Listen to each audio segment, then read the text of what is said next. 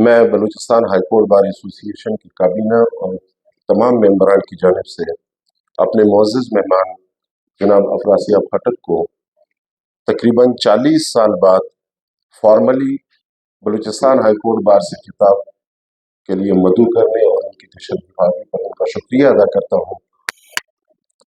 ساتھیوں، موجودہ جو پاکستان کے حالات ہیں بالخصوص اور ریجن کے جو حالات ہیں بالعموم، ہم نے یہ ضرورت محسوس کی کہ ایک ایسے انٹلیکچوئل کو جن کی انسانی حقوق کے ساتھ ساتھ گہری سیاسی نظر رہے، ان سے انٹریکشن ہو اور ان کے خیالات کو ہم جان سکیں اور ان کے خیالات کے مد نظر ہم اپنے مستقبل، موجودہ اور مستقبل کے تعین کے لیے ہمیں مدد مل سکے۔ تو ہم نے یہ ضرورت محسوس کی کہ ایک ایسی شخصیت جس کی زندگی سیاسی جدوجہد، بشری جدوجہد سے بری بڑی ہے اور ایک انتہائی قابل بھروسہ موقف جناب افراسیاب خٹک صاحب کوئٹہ تشریف لائے تھے، تو ہم نے انہیں دعوت دی کہ آپ ہمیں یہ شرف بخشے کہ ہم آپ کی رہنمائی سے مستفید ہو سکیں۔ میں آپ کے اور مہمان کے درمیان نائل نہیں ہونا چاہتا، جاتے جاتے میں مہمان کے سامنے ایک سوال رکھنا چاہتا ہوں کہ ہمارے ملک میں بالخصوص اور علاقے میں بالعموم جو مختلف بحرانوں میں ہم گرے ہوئے ہیں، جس میں سیاسی، سماجی، معاشرتی، معاشی، اخلاقی، ہر طرح کی، یعنی کوئی بھی ایسا بحران نہیں جس کا ہمیں آج کل سامنا نہیں۔ ہم اس پہ ان کی نظر چاہیں گے کہ اس میں کہ افراسیاب خٹک صاحب کی اس پہ کیا نظر ہے اور وہ کیسے اس کا خاکہ پیش کرتے ہیں، اور اس کے ساتھ ساتھ ہم ان سے یہ بھی رہنمائی چاہیں گے کہ ہماری رہنمائی فرمائے کہ ان بھور سے، یہ مختلف بھور جو ہمارے آس پاس اور جس میں ہم پھنسے ہوئے ہیں، اس سے نکلنے کا راستہ کیا ہے۔ تو میں آپ کے اور مہمان کے درمیان حائل نہیں ہونا چاہتا، میں ریکویسٹ کرتا ہوں جناب افراسیاب خٹک صاحب سے کہ وہ آئے، اپنے خیالات کا اظہار کریں، اور اگر وقت ہوا تو ساتھیوں اسپیچ کے بعد انشاءاللہ سوال و جواب بھی، اگر مہمان مناسب سمجھے تو سوال و جواب کا بھی سلسلہ ہوگا۔ Thank you. یہاں پر ویسے تو بعد میں بھی آتا رہا ہوں، لیکن میں نے جو فارمل ایڈریس کیا تھا یہ 1979 میں نے کیا تھا۔ امیر ملک بینگل صاحب یہاں بار کے پریزیڈنٹ تھے، ان کو میں پہچانتا تھا کیونکہ وہ نیشنل عوامی پارٹی کے صوبائی جنرل سیکرٹری تھے جب نواب خیر بخش مری صدر تھے پارٹی کے۔ تو انہوں نے مجھے دعوت دی تھی، میں نے یہاں پہ بات کی اور میں نے کہا کہ مارشاء اللہ ختم کیا جائے اور آئین بحال کیا جائے۔ اگلے دن میں نے ایک پریس کانفرنس بھی کی، اس میں میں نے یہی بات کی اور میں یہاں گرفتار ہو گیا تھا، اور 2 سال کی سزا مجھے ہوئی ملٹری کورٹ سے، سب ملٹری کورٹ سے۔ کچھ عرصہ میں نے کوئٹہ جیل میں گزارا اور 1 سال میں نے مت جیل میں بھی گزارا۔ مت جیل میں ہمارے بلوچ ساتھی بہت تھے، ڈاکٹر مالک بلوچ جو کہ میڈیکل کالج کے فائنل ایئر کے اسٹوڈنٹ تھے، اور بہت سارے BSO کے ہمارے دوست، تو ان کے ساتھ میں بیرک میں رہتا تھا۔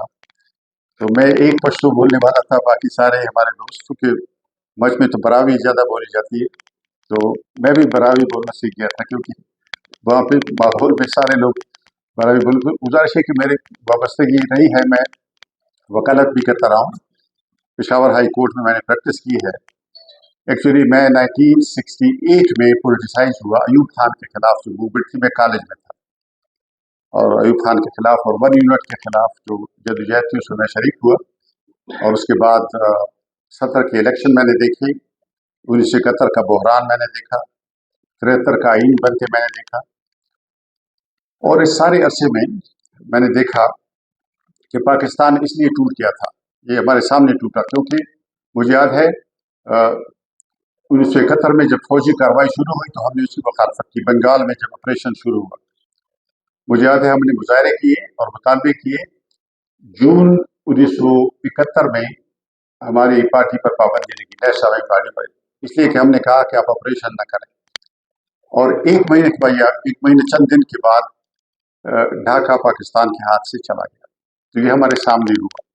اس کی وجہ یہ تھی کہ جرنیلوں نے آئین نہیں مانا، انہوں نے عوام کا مینڈیٹ نہیں مانا، الیکشن کے رزلٹ قبول نہیں کیے، اور جس کے نتیجے میں حمود الرحمان کمیشن आई रिपोर्ट, लेकिन उसकी रिपोर्ट जो है वो न छपी न उस पर अमल दरामद हुआ। तो ये सब हमारे सामने हुआ। 73 का आईन इसलिए बन सका कि 1971 की बदनामी की वजह से जर्नैल पीछे चले गए थे। उससे एक स्पेस पैदा हुई जिसमें सियासतदानों ने विफाकी जमहूरी आईन बनाया। लेकिन यूं ही जर्नैल वापस पलटे, उन्होंने भुट्टो साहब के खिलाफ 3 कूदेताज किए। 3, 2 नाकाम कूदेता थे। पहला कूदेता जनरल गुल हसन और एयर मार्शल रहीम का था। दूसरा अटक साजिश केस जिसे कहते थे, मीडियम रैंक अफसर थे, ब्रिगेडियर FD अली और फारूक आदम और ये इन लोगों ने किया। तीसरा फिर जनरल जियाउल हक ने किया। जियाउल हक के बाद हमने देखा कि 73 का आईन एक तरह से कमजोर हो गया, इसलिए कि एक डिफैक्टो निज़ाम वजूद में आया। डिजोरे कमजोर निज़ाम की शक्ल में मौजूद तो रहा, लेकिन एक डिफैक्टो निज़ाम वजूद में आया जिसमें इक़्तिदार के और मराकज़ सामने आए। हमने देखा कि GHQ जो है वो एक इक़्तिदार का मरकज़ बन गया और ये वक्त के साथ वो बढ़ता रहा और उसके बाद कभी आईन पर पूरी तरह अमल दरामद नहीं हुआ। तो आज हम जब ये बात सोचते हैं कि वजह क्या है, ये जो मौजूदा बहरान है, इक़्तिसादी बहरान है, मुल्क दिवालिया है, अमलन दिवालिया है, उसका ऐलान नहीं किया, लेकिन actually it's a bankrupt country. लेकिन आप कर्जे लेते हैं और उनको वापस करने के लिए और कर्जे लेते हैं। आप स्टेट एम्प्लॉयज़ को तनख्वाहें बैरूनी कर्जों से देते हैं, तो ये तो एक फेलिंग स्टेट की अलामतें हैं। इसी तरह से आप देखें तो रियासत जो है डिसफंक्शनल इदारे में तब्दील हुई है, क्योंकि डिफैक्टो जो है उसके हाथ में कोई इख्तियार नहीं है। अब पार्लियामेंट एक मजाक बनकर रह गई। क्या पार्लियामेंट है? यानी एक कर्नल कौमी असम्बली को चलाता था। मैं सेनेट में था, सेनेट की ह्यूमन राइट्स कमेटी का मैं चेयरपर्सन था। हमने एक तजवीज़ पेश की हमारी कमेटी ने सेनेट में। हमने कहा कि ये जो मिसिंग पर्सनस का किस्सा है, इसकी हमने काफ़ी तहकीक की, गहरी तहकीक की, और उस तहकीक की बुनियाद पे हमने डिफेंस मिनिस्ट्री को ख़त लिखा। हमने कहा कि चूँकि ये लोगों को उठाने में एक इंटेलिजेंस एजेंसी इन्वॉल्व है, इसलिए उस intelligence agency inter service intelligence के लिए लॉ बनाया जाए, उसके मैंडेट के लिए लॉ बनाया जाए। ये हमने तजवीज़ पेश की। उन्होंने हमें डिफेंस मिनिस्ट्री ने जवाब नहीं दिया, तो हमने सेनेट में तजवीज़ दी, सेनेट ने मंजूर की। दूसरी तजवीज़, मैं तो रिटायर हो गया 2015 में। उसके बाद फिर फरतुल्ला बाबर साहब, रज़ा रब्बानी साहब, इन्होंने दोबारा वो तजवीज़ मंजूर हो गई। फिर इन्होंने सेनेट के लिए फिल्टर लगाए। अब सेनेट में दाखिला जो है वो बड़ी मुश्किल से होता है, क्योंकि उन्होंने गेट कीपर बिठाए हैं। तो मेरे ख्याल में बहरान की बहुत सारे वजूहात हैं। अब उसमें सियासतदानों का भी है कसूर, उनकी भी नाकामियाँ या कमज़ोरियाँ हैं, लेकिन बुनियादी वजह अगर आप पूछें, जो असली वजह है, वो जर्नैल शाही। एक डिफैक्टो जो है उसने डिजोरे को मानने से इनकार किया, आईन की खुली खिलाफ वर्जी की। देखें ना, जनरल मुशर्रफ पर मुकदमा चला, अदालत ने उसको सजा दी। किसी ऐसी वैसी अदालत नहीं, बड़ी अदालत ने, हाई कोर्ट के 3 जजों ने, लेकिन 5 मिनट के लिए मुशर्रफ जेल में नहीं रहा, इसलिए कि जनरलों ने उसको निकाल दिया मुल्क से बाहर। तो मेरी गुजारिश ये है कि असल मसला जो है वो ये है कि आईन नाम के लिए मौजूद है, आईन का हम क्या करेंगे जब उस पर अमल नहीं होता। देखिए ना, 18वीं तरमीम मंजूर हुई। 18वीं तरमीम क्या थी?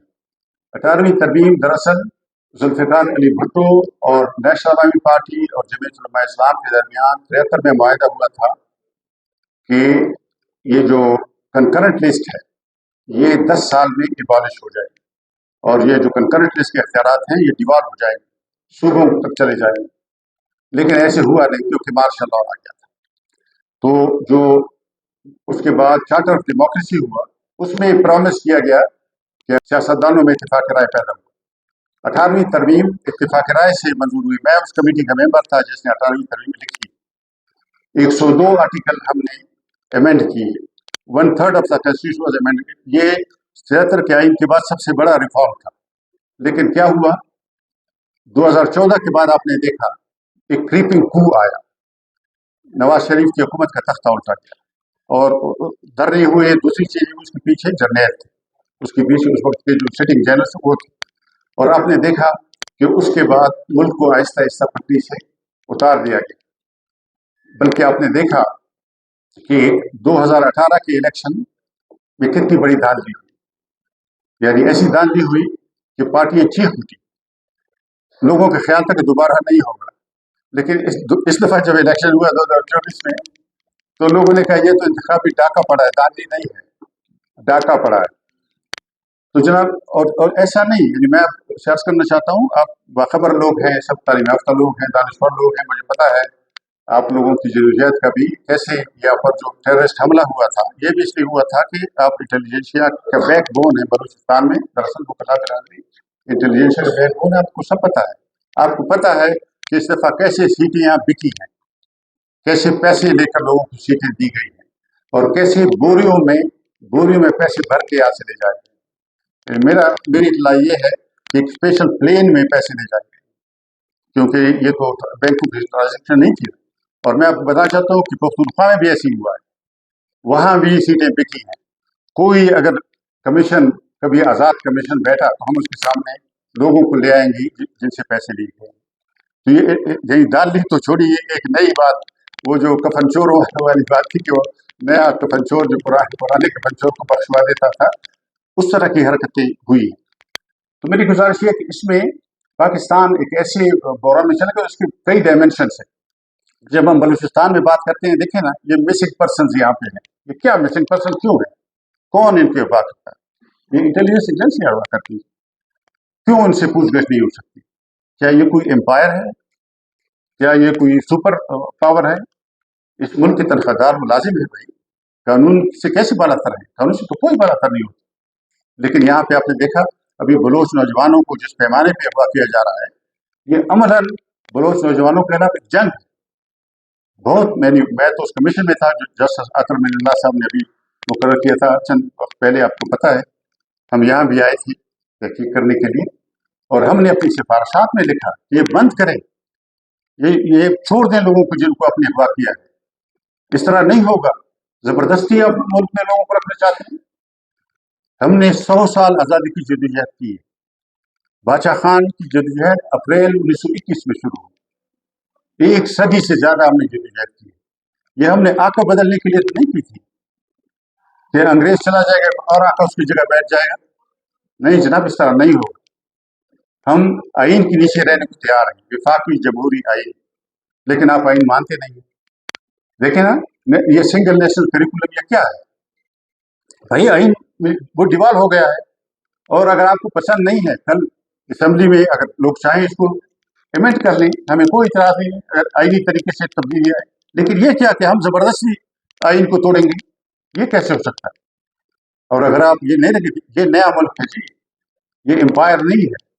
चीन 4000 साल से मुल्क है, पर्शिया, ईरान 2500 साल से एक मुल्क है। इस तरह से पुराने मुल्क, नया मुल्क है, ये आइन की बुनियाद पर चल सकता है, आइन की बुनियाद पर तरक्की कर सकता है। लेकिन आप आइन मानने को तैयार नहीं। और आइन में भी आप देखें ना, 18वीं तरमीम हो गई तो जनरल बाजवा ने कहा कि 18वीं तरमीम शेख मुजीबुर रहमान की 6 नुकात से ज्यादा पॉइजनस है। तो आप अंदाजा लगाइए, यानी उसको इख्तियार क्या है?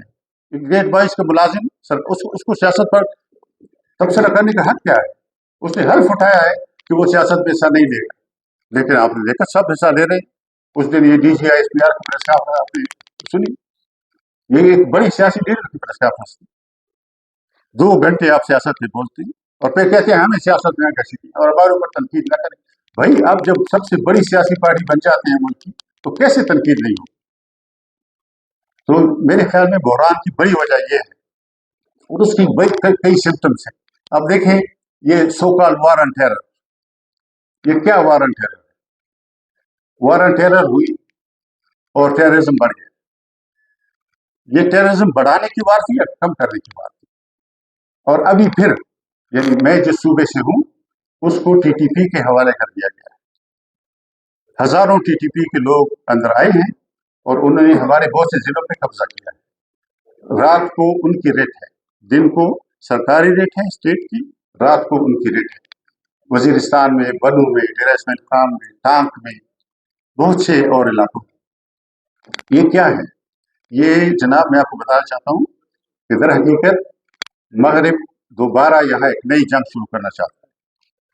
چین کے بیلٹ اینڈ روڈ انیشیٹو کو روکنا چاہتا ہے اور روس کے لیے مرکزی ایشیا میں ایک نیا محاذ کھولنا چاہتا ہے، جس کے لیے دوحہ معاہدہ کیا گیا، افغانستان میں اسٹیٹ کولیپس کروایا گیا تاکہ دوبارہ افغانستان ٹیررزم کا ہب بن جائے۔ اور صرف افغانستان نہیں، ظاہر پاکستان میں بھی اس کے اثرات ہم دیکھ رہے ہیں۔ یہاں بلوچستان میں آپ دیکھیں یہ کانفلکٹ ہے، یہ پولیٹیکل کانفلکٹ ہے، اس کا کوئی فوجی حل نہیں ہے۔ یہ ہمارے یہی جرنیل کہتے تھے کہ افغانستان میں طالبان سے ضرور مذاکرات کرنے چاہیے کیونکہ فوجی حل نہیں ہے، یہ کہتے تھے، لیکن بلوچستان میں فوجی حل نہیں چلے گا۔ طالبان سے مذاکرات ہوں گے لیکن بلوچ قوم پرستوں سے مذاکرات نہیں ہوں گے، یہ کیسے ہو سکتا ہے؟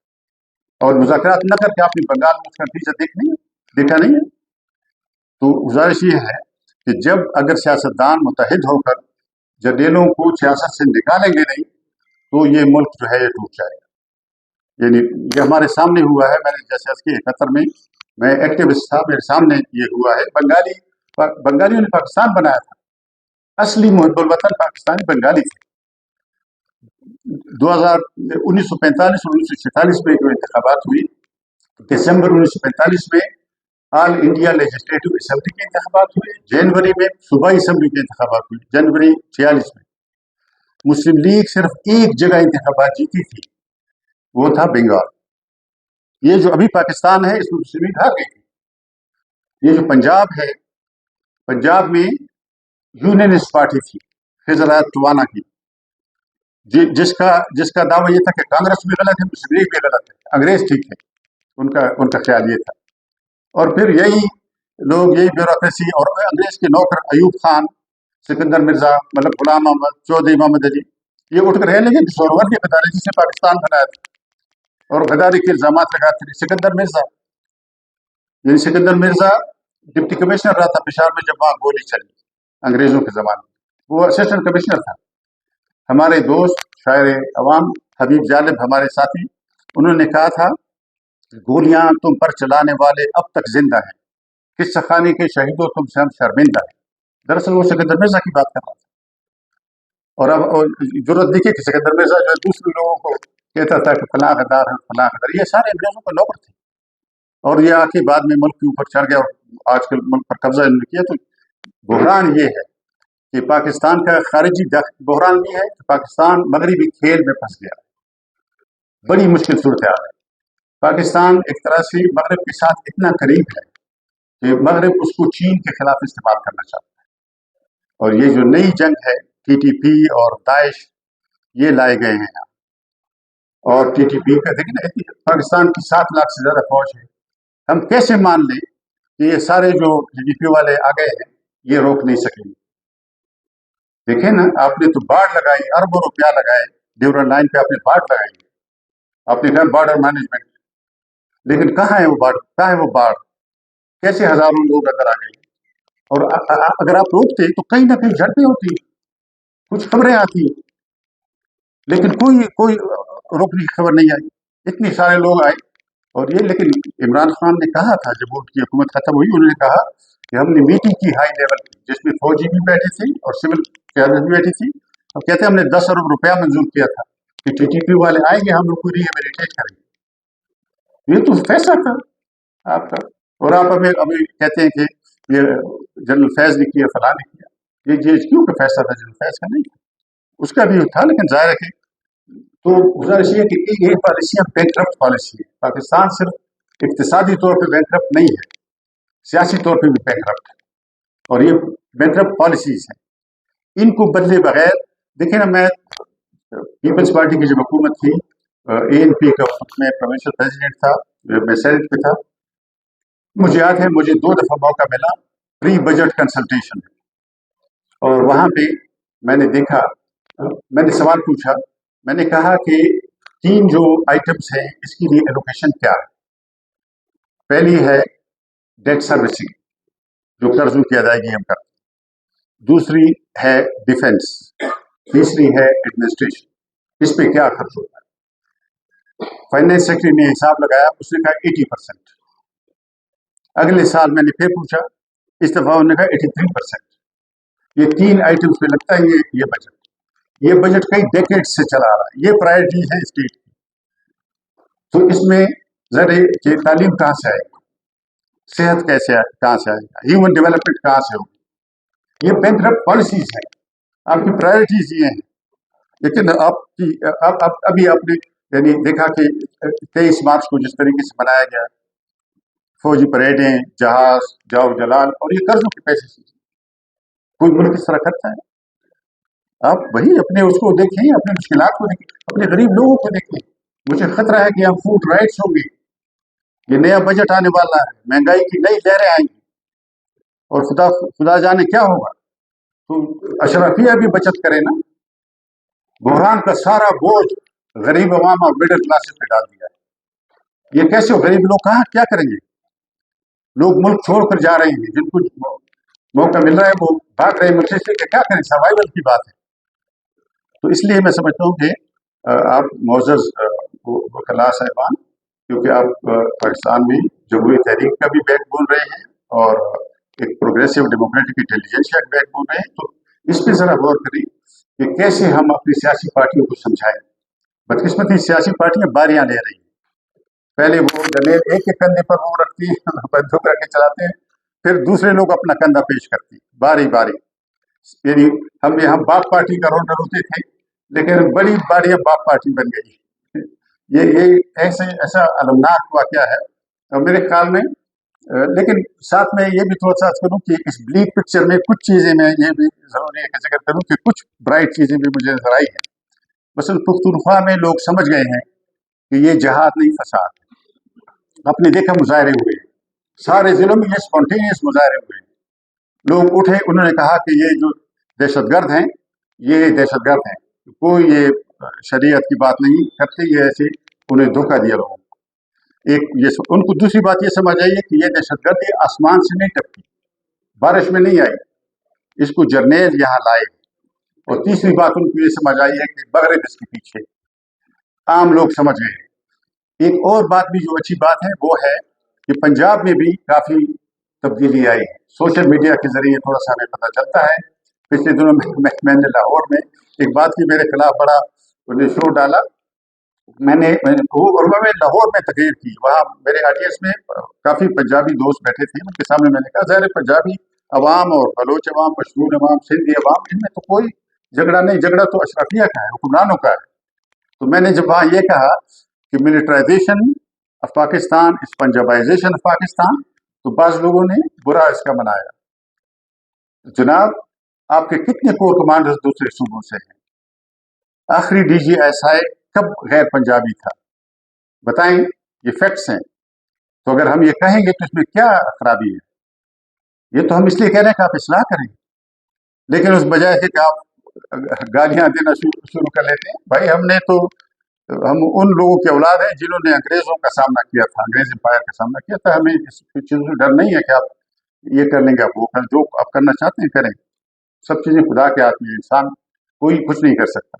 तो गुजारिश है कि ये जो हकायक हैं, मैं समझता हूँ कि इसलिए आप सब लोग उसे दरख्वास्त करने आए हैं कि इस जद्दोजहद में अगर ये न हुआ तो खुदा न खास्ता ये मुल्क टूट जाएगा और ऐसी खुदा न खास्ता ऐसी तबाही आएगी, ये और ये कितना सारा खराब हो जाएगा। अफगानिस्तान का पता नहीं क्या बने, यहाँ का क्या बने। अफगानिस्तान जो है स्टेटलेस है, और यहाँ भी स्टेट जो है बिल्कुल आखिरी किनारे पे खड़ी है, एक फेल्ड स्टेट है। It can really become, it can collapse, यानी हम भी स्टेट कोलैप्स का शिकार हो सकते हैं और वो बड़ी तबाही होगी, सबके लिए तबाही होगी। तो इसलिए हम वो नहीं चाहते कि खुदा न खास्ता ऐसी बात हो।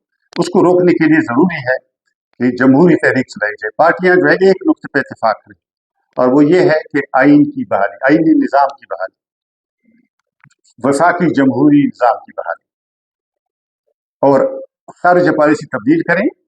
ये जो आप परपिचुअली फ्रंट लाइन स्टेट है, इससे निकल आए। ये एक एडिक्शन बन गई है, फ्रंट लाइन स्टेट। आप क्यों बनना चाहते हैं फ्रंट लाइन स्टेट? यानी हमेशा जंग होती है, आप उस जंग को ले आती, ये बड़ी खतरनाक बात है। देखें ना, सोवियत यूनियन और अमेरिका के दरमियान कोल्ड वार थी और हॉट वार उन्होंने यहाँ लड़ी। मुझे लगता है कि इस दफा फिर हॉट वार यहाँ आएगी। कोल्ड वार चीन रूस एक तरफ और अमेरिका बरतानिया दूसरी तरफ, लेकिन हॉट वार यहाँ लड़ेंगे। कैनन फॉडर हम बनेंगे, हमारे लोगों के खून से ये वार लड़ेंगे वो।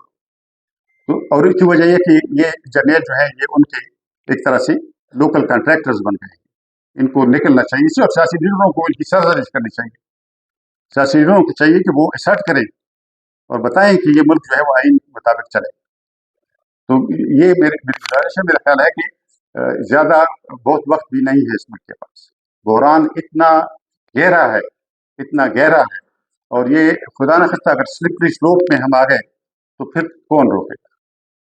कोई रोकने वाला फिर नहीं होगा। और किसी को क्या दिलचस्पी है? ये कहते थे कि ये बड़ा मुल्क है, एटमी मुल्क है। देखिए, मैंने देखा है बहुत से मुल्कों को, सोवियत यूनियन के अंदर इतने एटम बम थे कि उनके पास रखने की जगह नहीं थी, उनके स्टोर भरे हुए थे एटम बमों से, लेकिन इंटरनल कोहेजन खत्म हो गई, सोवियत यूनियन टूट गया। तो ये एटम बम से मुल्क नहीं बचते, इंटरनल कोहेजन बहुत जरूरी है।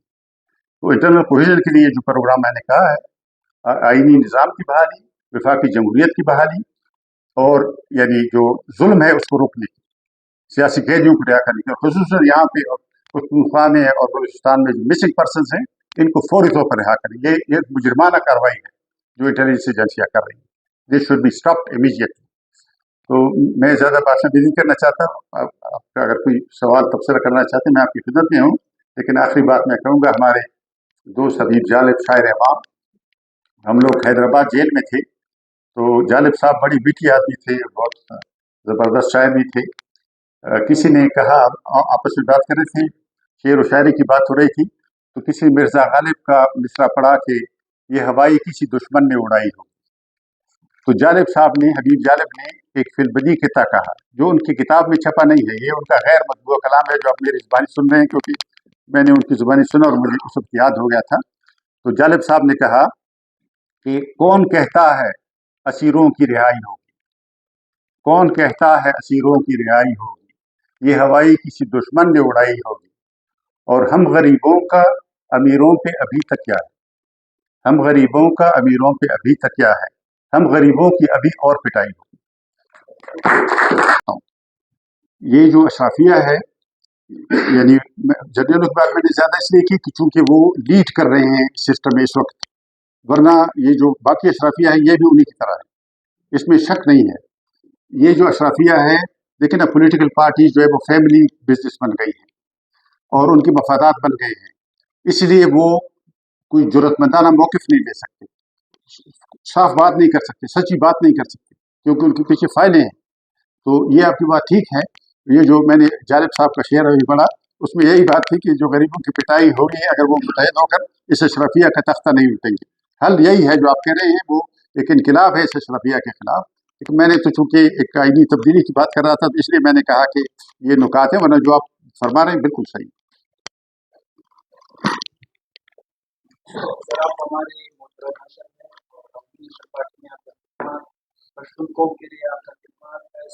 लोग सदियों में पैदा होते हैं, मुझे इस बात का फ़ख्र हासिल है कि मैंने उनके साथ कुछ अर्सा काम किया, हमने उनसे सीखा।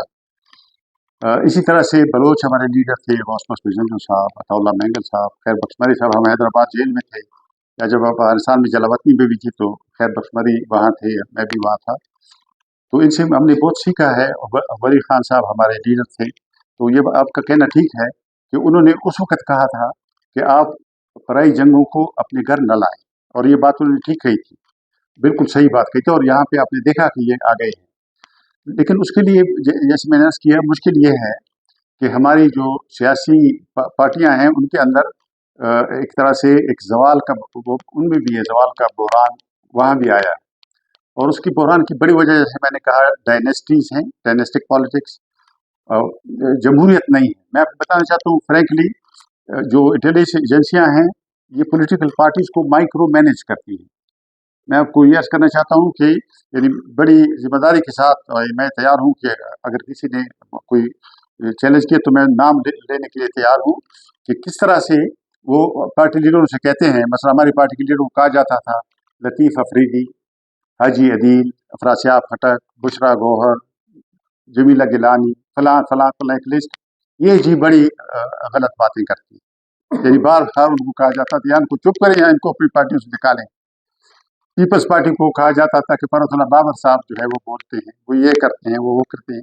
इसी तरह से ये सब पार्टियों, तो ये पार्टियों ने कमजोरी ये दिखाई है कि थोड़ा सा एजेंसियों से ये नहीं कहा कि आप कौन होते हैं हमें समझाने वाले। उन्होंने ये नहीं कहा कि अच्छा हमारी पार्टी में फला फला लोग गलत होंगे लेकिन आपको फला कोर कमांडर क्या कर रहा है, आप नहीं पता है ना। अगर वो मुदाखलत करते हैं वो तो सबॉर्डिनेट एक महकमा है, आप नहीं कह सकते उनको। लेकिन ये है कि सियासी पार्टियों ने एक तरह से सबमिट किया है, सरेंडर किया है, जिसकी वजह से हमें आज ये दिन देखना पड़ा है। और उसमें बड़ी मुश्किल मैं समझता हूँ, हैदराबाद जेल से जब हम निकले तो बड़ी मुश्किल ये पैदा हुई कि नेशनल अवामी पार्टी नहीं है। नेशनल अवामी पार्टी बहुत बड़ी पार्टी थी, अगर नेशनल अवामी पार्टी रहती उसमें ये ताकत थी कि सारे मुल्क के लोगों को इकट्ठा करे। और ये पॉपुलिज्म का जो सैलाब देखे ना, भुट्टो साहब ने जब पार्टी बनाई और 70 के इलेक्शन में वो आए तो उन्होंने पंजाब और सिंध को स्वीप किया, लेकिन पख्तूनख्वा और बलूचिस्तान में वो इनरोड्स नहीं कर सके, इसलिए कि यहाँ नेशनल अवामी पार्टी थी। उसने लोगों को शऊर दिया था, बताया था कि असल मसाइल क्या है। लेकिन अब देखें ना, इस दफ़ा वो नहीं है, तो पॉपुलिज्म कैसे पख्तूनख्वा को स्वीप कर गया है, एक बात। दूसरी बात यह है कि पार्टियों में जो आप कहते हैं पार्टियों के मसाइल में एक बड़ी बात यह है, जो मसलन रवायती हमारी पश्तून नेशनलिस्ट पार्टियां हैं उनके बारे में मैं ज़्यादा जानता हूँ। मैं आपको बताना चाहता हूँ कि इन पार्टियों ने खुद को एडॉप्ट नहीं किया जो नई कंडीशंस है। मसलन पश्तूनख्वा में अर्बनाइजेशन हुई, बड़े पैमाने पर अर्बनाइजेशन हुई। अर्बनाइजेशन ने नई क्लासेस पैदा की हैं, नया स्ट्राटा पैदा किया है। तो ये जो नया स्ट्राटा था इनको स्पेस नहीं मिली रवायती पार्टियों में। ये जो पीटीआई बनी तो ये जो नया स्ट्राटा था ये भाग कर पीटीआई में शामिल हुआ, और ये पीटीआई एक तरह से इन नए तबकों का ट्रेड यूनियन बनी। देखे ना, तो ये जो हमारी पार्टियां हैं इनमें भी ये था कि अडॉप्ट नहीं कर सकी जो चेंजिंग कंडीशंस है उनके साथ। बहुत मैं तो अपनी पार्टी में भी एनपी भी कहता था कि आप ये नए लोगों को जगह देंगे। लैंड ओनिंग जेंट्री जो है ये एक चला हुआ कारतूस है, ये खत्म हो गई, इसमें एनर्जी नहीं रही, लेकिन इससे नहीं निकली। मैं समझता हूँ कि बड़ी वजह जो हमारी नेशनल पार्टियां हैं उन्होंने नई कंडीशंस को एडॉप्ट नहीं किया, समझा नहीं। मुझे यकीन है कि हमारे नौजवान बहुत बड़ी तादाद में उभरे हैं, बहुत बड़ी तादाद में उभरे। मैं आपको बताना चाहता हूँ कि यानी अब पीटीएम है, एनडीएम है, दूसरे हमारे नए ये जो पीस मूवमेंट है पश्तूनख्वा में, हमारे हर जिले में एक कमेटी बनी है जिसने जुलूस निकाले हैं तालिबान के खिलाफ। ये सब एक नई कुव्वत है, ये दोबारा एक तरह से बनेगी, एक नई तहरीक बनेगी, नई पार्टियां बनेगी, एक तरह से रीऑर्गेनाइज होगी। तो मैं ज़्यादा उन पर बात नहीं करना चाहता, लेकिन मेरा ख्याल है कि ये एक नई सरे से एक रीऑर्गेनाइजेशन होगी। तो मुझे यकीन है खला नहीं होता, कुदरत खला नहीं छोड़ती। देखें ना, ये जो पीटीएम एनडीएम या नई तहरीकें बनी हैं उसकी वजह क्या है? क्योंकि पॉलिटिकल पार्टीज फेल हो गई, लेकिन खला लोगों ने पुर किया, तो खला पुर होगा। अब यानी इत्मीनान रखें, इंशाल्लाह खला बाकी नहीं रहेगा। मैं तो इस नजरिए का हामी हूँ कि नौजवानों को हम आगे बढ़ाएं, ये उनका दौर है। देखें ना, 64% आबादी अगर है और हम खुद को डेमोक्रेट कहते हैं, तो नौजवानों को यानी उनको स्टीयरिंग उस व्हील पे होना चाहिए। यानी सिर्फ ये कहना कि नौजवान ये हैं वो है, सिर्फ तारीफें करना ज़बानी वो काफ़ी नहीं है। जवानों को इख्तियार दें। वो जो इकबाल ने कहा था ना कि फिरत को गुलामी से आज़ाद कर, जवानों को पीरों का उस्ताद कर, मेरा ख्याल है उसका वक्त आ गया है कि अक्सर पार्टियां बाप पार्टियां बनी। उससे मुराद यही थी कि पॉलिटिकल पार्टियां ज़िम्मेवार हैं, इसमें शक नहीं है। देखें ना, जब 2018 के इंतखाबात हुए उसके खिलाफ एहतजाज हुआ, मैं भी उस एहतजाज में शामिल था। बहुत सी पार्टियों ने कहा कि हम वाइट पेपर छापेंगे, किसी ने वाइट पेपर नहीं छापा, क्योंकि अगर वाइट पेपर आप लिखते तो उसमें आप लिखते कि आईएसआई ने मुदाखलत की, इसलिए आप लिखना नहीं चाहते थे। इस दफ़ा हुई है, इस दफ़ा आपने ठीक कहा, कुछ पार्टियां लूजर्स हैं, कुछ पार्टियां बेनिफिशरीज हैं, और जो बेनिफिशरीज हैं वो उसको डिफेंड कर रही है। देखें ना, हारना जीतना तो होता है इंतखाबात में, कोई बात नहीं, लेकिन आप क्यों इसको जस्टिफाई करती हैं? क्यों कहती हैं कि ये ठीक हुआ है या इस वजह से या उस वजह से? मेरे ख्याल में सियासी पार्टियों की जिम्मेदारी है, बिल्कुल आप ठीक कह रहे हैं, और उनको इससे निकलना चाहिए। अगर वो निकलेंगी नहीं तो ये सूरत बरकरार रहेगी और मुल्क मजीद बहरानों में धंस जाएगा।